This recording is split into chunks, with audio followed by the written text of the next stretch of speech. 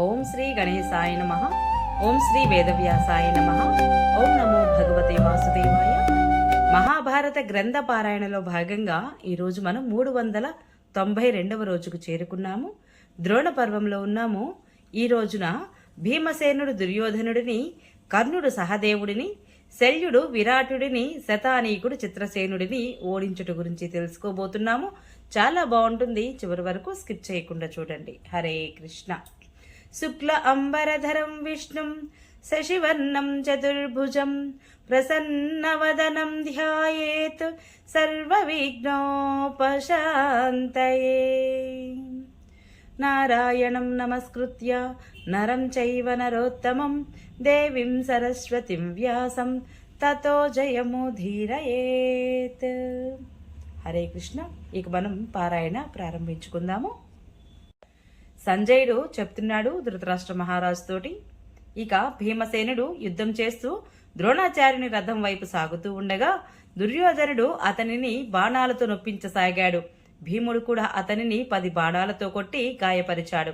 దుర్యోధనుడు మరలా 20 బాణాలతో అతనిని నొప్పించాడు.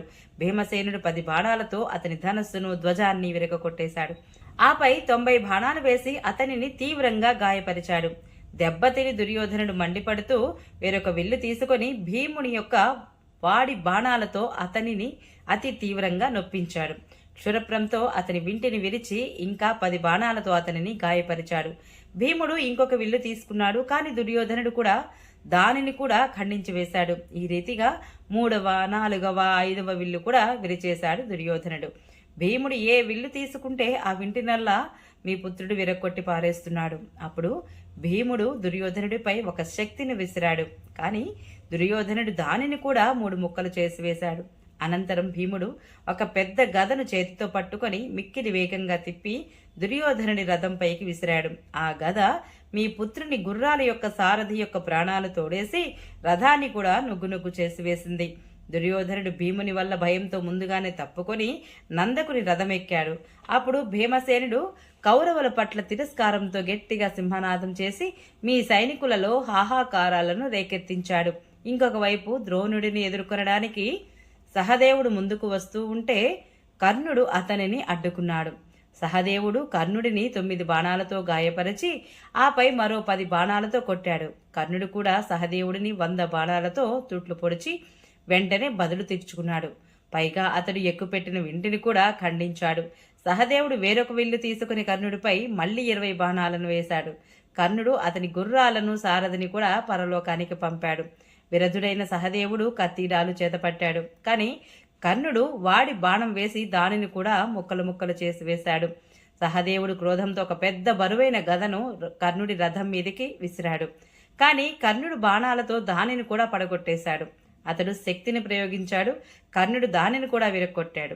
సహదేవుడు రథం నుండి కిందకి దూకి రథచక్రాన్ని చేతితో పట్టుకొని దానిని కర్ణుడిపైకి విసిరివేశాడు. ఆ చక్రం శీఘ్రంగా తన వైపు రావడం చూసి సూతపుత్రుడు వేల కొద్ది బాణాలు గుప్పించి దానిని కూడా ముక్కలు ముక్కలు చేసి వేశాడు. అప్పుడు సహదేవుడు ఈశాదండాలను, రథపుటి రుసులను, చనిపోయిన ఏనుగుల శరీర భాగాలను, చనిపోయిన గుర్రాల, మనుషుల శరీరాలను ఒక్కొక్కటిగా తీసి కర్ణుడిని కొట్టసాగాడు. కానీ అతడు అన్నింటినీ బాణాలతోనే ఖండించి పడేస్తున్నాడు. ఇక సహదేవుడు తనకు ఆయుధాలు లేవని అనుకొని యుద్ధాన్ని వదిలి పారిపోయాడు. కర్ణుడు అతని వెనుకనే పరుగున వెళ్లి పరిహాసంగా ఇలా అంటున్నాడు. ఓరి చంచలుడా, నేడు మొదలు నీవు నీకంటే గొప్ప యోధులతో యుద్ధం చేయకు అన్నాడు. ఈ రీతిగా వ్యంగ్యంగా మాటలాడి కర్ణుడు పాండవ పాంచాల సైన్యం వైపుకి వెళ్ళాడు. అప్పుడు సహదేవుడు మృత్యువు సమీపానికి చేరుకున్నాడు. కర్ణుడు కావాలనుకుంటే అతనిని చంపగలడు కూడా. కానీ కుంతికి ఇచ్చిన వరదానము గుర్తుకు వచ్చి అతడు సహదేవుడిని చంపలేదు. సహదేవుని మనస్సు చాలా నొచ్చుకుంది. అతడు కర్ణుడిని బాణాలతోనే బాధపడి ఉన్నాడు. పైగా అతని వాగ్బాణాలతో కూడా మనసుకు చాలినంత పెద్ద గాయం తగిలింది. అందుకని అతనికి జీవితంపై విరక్తి లాంటిది కలిగింది. మహావేగంగా వెళ్లి పాంచాల రాజకుమారుడు జనమేజయుడి రథము ఎక్కాడు. ఇదే రీతిగా ద్రోణుడిని ఎదిరించడానికి విరాటుడు కూడా తన సైన్యంతో వస్తూ ఉండగా మధ్యలోనే శల్యుడు అడ్డగించాడు. బాణవర్షంతో కప్పివేశాడు. అతడు మహావేగంగా 100 బాణాలతో విరాటరాజును కొట్టాడు. విరాటరాజు కూడా వెంటనే దానికి బదులు తీర్చుకున్నాడు. అతడు మొదట 9, తరువాత 73, ఆపై 100 బాణాలు వేసి శల్యుడిని గాయపరిచాడు. ఇక శల్యుడు అతని రథాశ్వాలను 4 చంపి 2 బాణాలతో సారథిని ధ్వజాన్ని కూడా నరికివేశాడు. విరాటుడు రథం దిగి ధనస్సు ఎక్కుపెట్టి వాడి బాణాలను కురిపించసాగాడు. తన సోదరుడు విరధుడు కావడం చూసి శతానీకుడు రథం తీసుకుని అతనికి సహాయంగా వచ్చాడు. అతడు రావడం చూసి మద్రరాజు శల్యుడు అనేక బాణాలు వేసి అతనిని యమలోకానికి పంపాడు.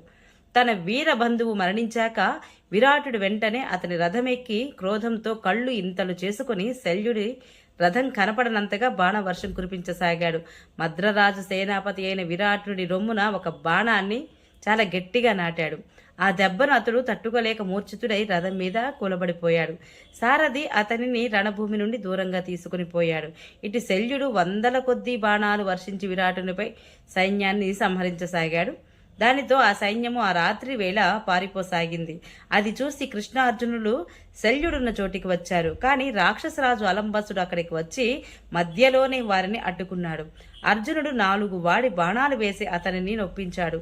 అలంబసుడు భయంతో పారిపోయాడు. అతనిని ఓడించి అర్జునుడు వెంటనే ద్రోణుడి సమీపానికి చేరుకొని కాల్బలం మీద, గజారోహకుల మీద, అశ్వికుల మీద బాణ సమూహం కురిపించాడు. అతని దెబ్బలకు కౌరవ సైనికులు పెనుగాలికి పెళ్లగించబడిన వృక్షంలాగా నేలకొరిగారు.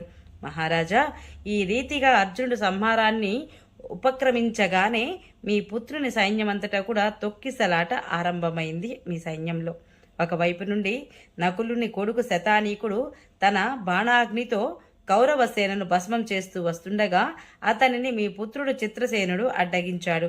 శతానీకుడు చిత్రసేనుడిని 5 బాణాలతో కొట్టాడు. చిత్రసేనుడు కూడా 10 బాణాలతో కొట్టి బదులు తీర్చుకున్నాడు. శతానీకుడు అత్యంత తీక్షణమైన 9 బాణాలను చిత్రసేనుని రొమ్మున నాటి అతని శరీరం మీద కవచాన్ని ఛేదించారు. ఇక అనేక తీక్ష సాయకాలతో అతని రథం యొక్క ధ్వజాన్ని, ధనస్సును కూడా నరికివేశాడు. అతడు ఇంకొక విల్లు అందుకొని శతానీకుని 9 బాణాలతో కొట్టాడు. శతానీకుడు కూడా అతని 4 గుర్రాలను, సారథిని చంపివేశాడు.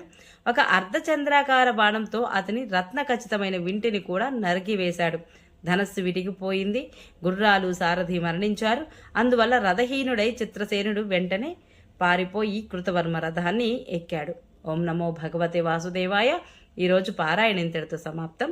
రేపటి రోజున మనము వీరుల ద్వంద్వ యుద్ధము, దృష్టద్యుమ్న, అర్జున, సాత్యకుల విజృంభణం గురించి రేపటి రోజున తెలుసుకుందాము.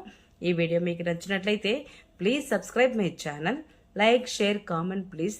Thank you.